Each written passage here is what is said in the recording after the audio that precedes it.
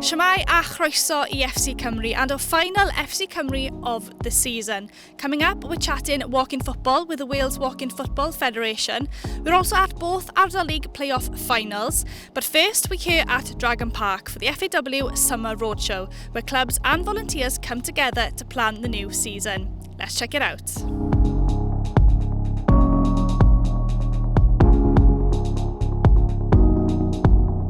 So joining me now is Dan Jost, the FAW's Football Service Manager. So Dan, tell me exactly what's been going on here at Dragon Park tonight. So with tonight, it's just a case of trying to get out and meet the clubs a bit more. So from an FAW perspective, in the past we haven't necessarily been that accessible in terms of actually getting out, meeting the clubs, hearing their feedback, how can we help them, etc. So we've got this roadshow tonight. We've got a series of 18 roadshows across Wales over the next 6 weeks.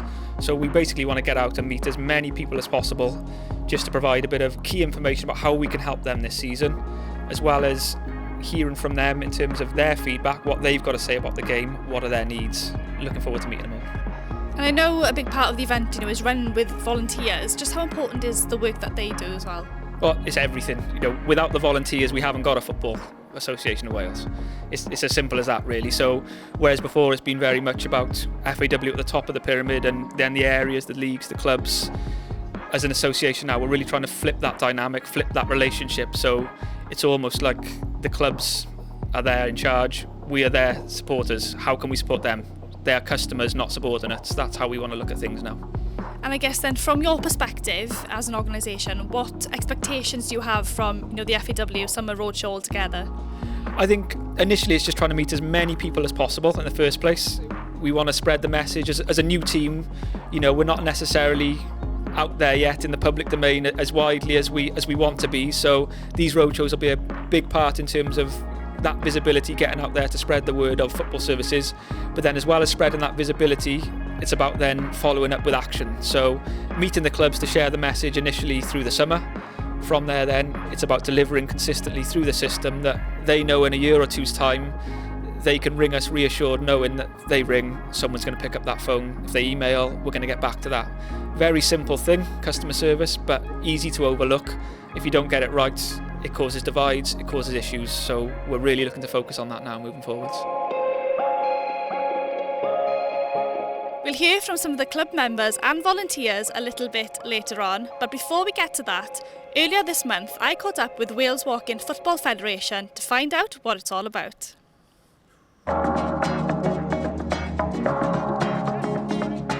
Prynhawn da a chroeso I Latham Park, where Wales Walking Football Federation are hosting training sessions for a range of the Wales Walking football teams. Now, you may think walking football is easy. It sounds easy, there's no running, but you'd be wrong. Let's check it out.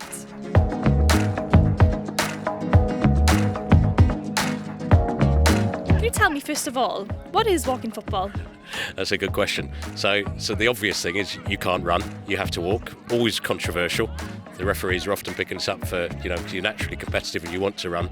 And the big difference is it's 6 aside. You've got to keep 5 outfield players, but you can only walk. It takes a little while to adapt, and your body takes time to adapt as well, because you haven't to stop yourself, whereas you would normally have momentum. The other main rule is no contact, no physical contact at all. Because obviously as you get older, you've got to be really careful about injuries. What is it about walking football that you enjoy the most? Well, it's the fact that you get into your 60s, and we've all loved football since we were little children, so that you can still kick a ball about. I got involved because I had a stroke about 6-7 years ago. I was still playing 11-a-side contact football. I was playing a lot of tennis. One of the ways my stroke affected me was balance. So to sort of having the ball come to you and have to twist and turn, even at walking pace, made a big difference to my physical recovery. As well as the football, of course, I've made some amazing friends, and that's really what it's about for me. So. Tell us a bit about the things you've got coming up and I guess the future plans. We're trying to grow the sport. We've got about 10,000 people, we think, in Wales playing walking football at the moment. We think it could be a lot more, and we're working really closely with the FAW to grow the sport. They've been incredibly supportive. We've got 7 national teams at the moment. We've got 4 leagues in North Wales and South Wales, but we also support a lot of grassroots, real start-up sessions because we're totally of the view that walking football is inclusive. Anybody can play it.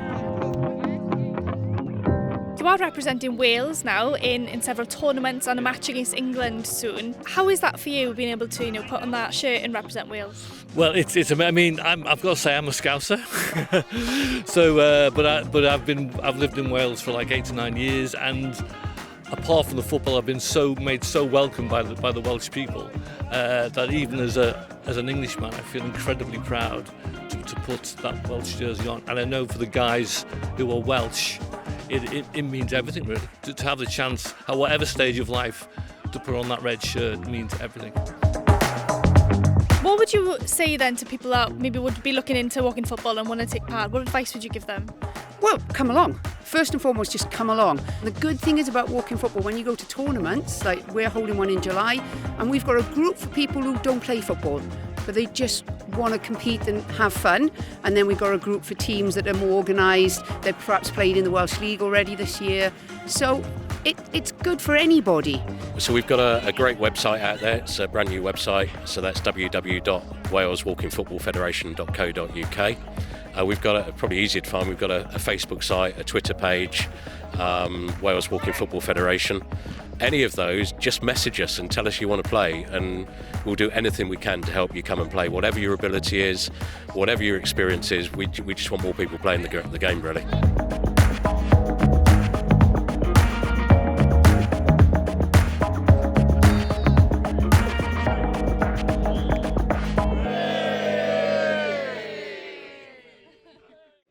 Now, we may be looking forward to next season already here at Dragon Park, but the current one isn't done just yet.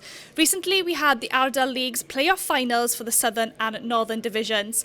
The Southern one was between Risca United and Baglan Dragons, so we sent Robin Pinder to watch.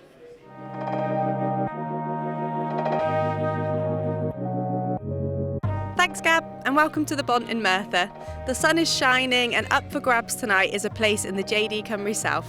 Before we get into the match action, let's catch up with both teams.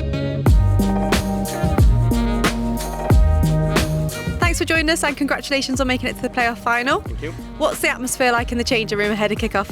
Yeah, really positive at the moment. Boys got here nice and early. We're here at 6 o'clock, and to be fair, it's really positive. A lot of young lads in the team, so music was playing, so they were dancing their tunes and stuff. So yeah, it was positive. So you obviously got relegated last year. Just how important was it for you to come straight back up?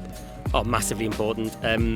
We've over the last couple of years, we've put a lot of youngsters in the team, so they got exposure to the Cymru South last year. And for us, we feel we're a Cymru South team. Play at a lovely venue. We do everything. We try and do everything the right way. Not I'm saying that others don't, but I think we do. So I think we think ourselves a Cymru South, and a lot of these players want to play in that league. So it's important for us to get back up there. So Carl, congratulations on getting to the playoff final. You're going for back-to-back promotions. How exciting is that? Yeah, very exciting to be honest, and it's sort of come as a last rush really. We've obviously a bit of momentum in the league, so last year was fantastic to get the job done and get the club into the Welsh League Ardal leagues, and hopefully we find ourselves in this position today now, and hopefully we can take the final hurdle and get the job done. So what about the community then? Like I said, back-to-back promotions. Have the community have rallied around the team? Yeah, I think naturally when a team does well, the local, the crowds get a bit bigger, etc. The kids come along from the junior teams and have a look at it, and it's great at the moment. It's a good place to be, and hopefully it continues and we can get the job done today.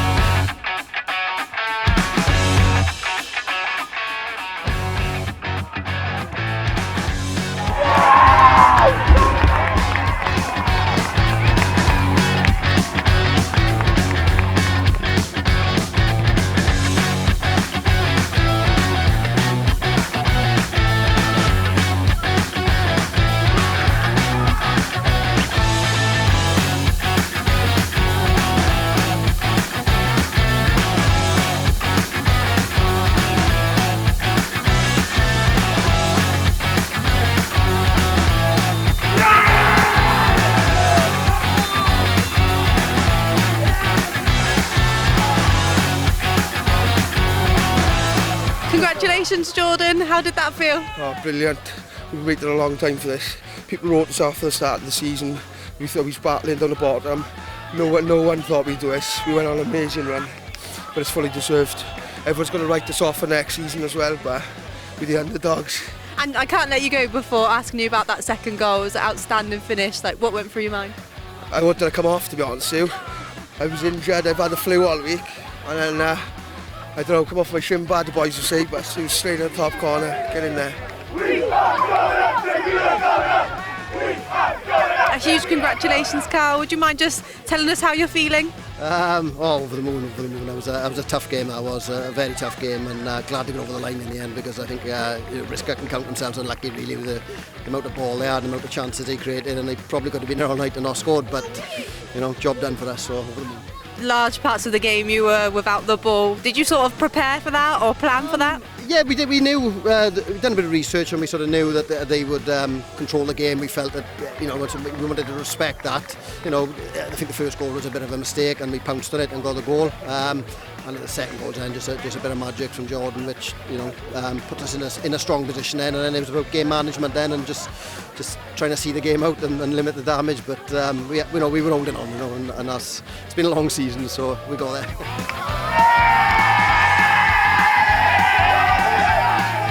Congratulations to Baglan Dragons, who can look forward to playing in the JD Cymru South next season, and commiserations to Risca, who I'm sure will be in the hunt for promotion next year. That's the Ardal South done and dusted. How about the North? Over to you, Tommy.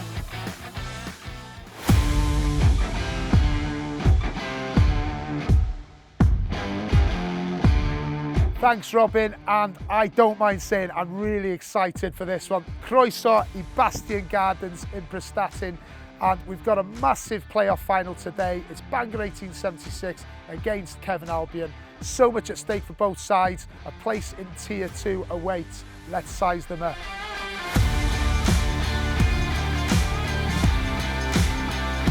Ian, the big day has arrived. How are you feeling, pal? Nervous. I think if I didn't have any nerves, I'd be lying. But it's good nerves, to be fair. It's a big occasion. Really looking forward to it. Weather's great for the coach, not so much for the player, but can't wait to get going, really. You've done the hard work this season. Comes down to today. Yeah. You're ready though, aren't you? Yeah, we are, yeah. Train well, we kept everything the same. We haven't changed anything. Same routine. Train Saturday, train Wednesday. Got the lads together this morning. Nice bit of breakfast. So yeah, we're ready to go. Tell me how you're feeling ahead of the big game. Oh, I think it's a mixture of emotions. Obviously, delighted to be here.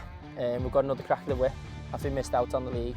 But the big thing is, today is all about big game players. We can prepare them for however much we want to, but when it boils down to it, as soon as they cross the line, the job's up to them. It's a one-off game. They're a great side that we're playing. They haven't conceded many goals, so it's up to us now to go out and to make sure that we take the game to them and make sure that we start well and we don't let the occasion get to us.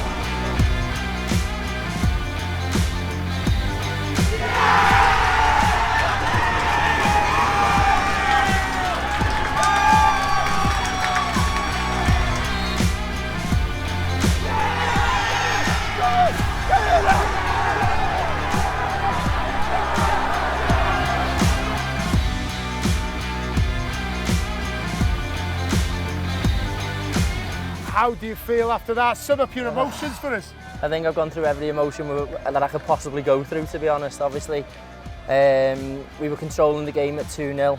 Could have possibly closed the first goal down a bit quicker, but luckily for us, we had that little bit extra just to get over the line. But fair play to Kevin Albion. They've been immense all season, and they were excellent today as well. You've encountered some fantastic moments in a Bangor shirt. Where does that rate, mate? Well, it rates up there with all the wins we've had, Welsh Cups and all that. Where we've come from in such a short period of time to now be in Tier 2. Doesn't get much better than that on our little short journey, does it? Oh. It was such a tough game. They run you through the mill, but you've come out on top. Yeah, I don't know if it was deserved. Maybe in the end they had 10 men, but what opposition they are. All credit goes to them. They battled hard. They've gone down to 10. I think they probably turned out the better team once they went down to 10. We struggled a bit. They got back, but thankfully, thanks to my striking boys and the rest of the team, they got me out of the yeah, there you go, there you go. We are going up, say we are going up. We are going up, say we are going up.